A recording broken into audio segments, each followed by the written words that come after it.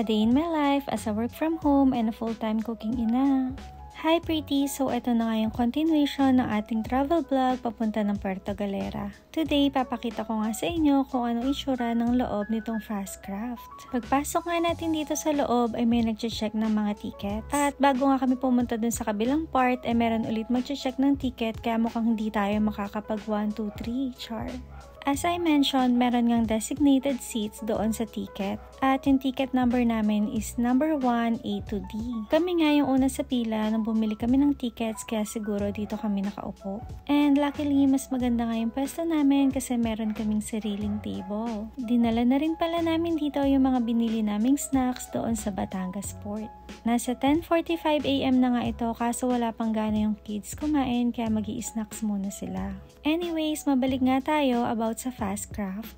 Fully air-conditioned nga ito at konti lang din yung mga nakasakay. Comfortable din yung mga passenger seats at medyo maluwag yung mga lalakaran. Secured din yung mga passenger kasi meron sila dito mga CCTV.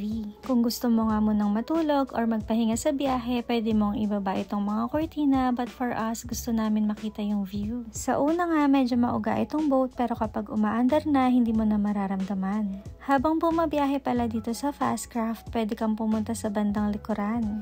Sobrang ganda nga ng view dito and don't worry, meron ngang mga crew na nakapantay dito sa part na likuran.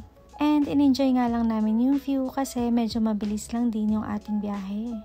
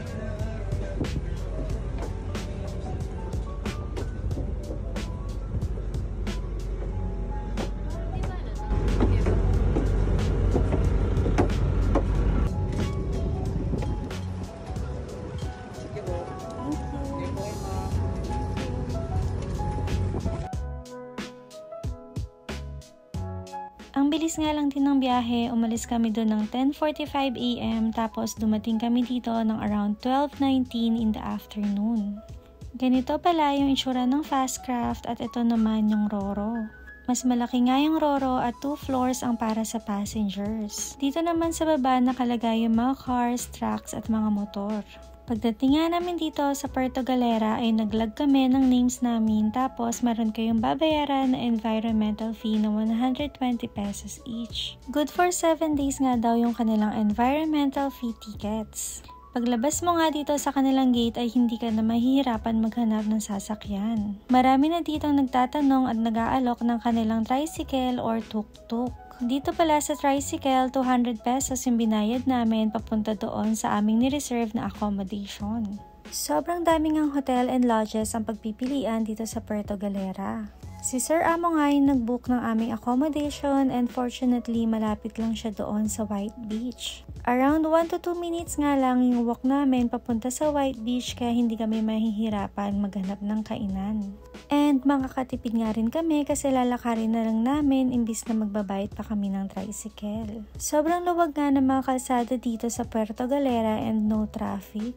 Fresh air din kaya andito pa lang kami sa tricycle ay nararamdaman na namin na nakabakasyon kami. Within 10 minutes nga lang yung biyahe namin and nandito na kami ngayon sa accommodation. Sa mga interested nga dito sa nakuha naming accommodation na 2 minutes walk lang papunta sa White Beach, gagawa na lang ako ng separate video about sa room rates, saan pwede mag-book at anong itsura ng kanilang rooms. Early check-in nga kami ngayon at magpapahinga muna kami.